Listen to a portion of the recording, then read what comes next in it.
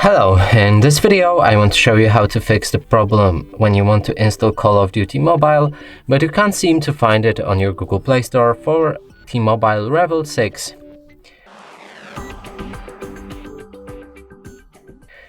And to fix this, we'll need to open our Google Play Store. Here, try to find the Call of Duty. But there's no game that we're looking for. And now we need to go back, click on our profile picture, navigate to the settings, reveal the family, parental controls. Here you can disable parental controls entirely or go for apps and games, enter your PIN code, click on OK, and increase PG to at least 16. Make sure to save the settings afterwards.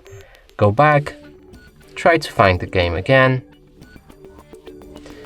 It's right here and we can install it. And that's it for this video. Hope you like it. Please consider subscribing to our channel, leave a like and a comment below.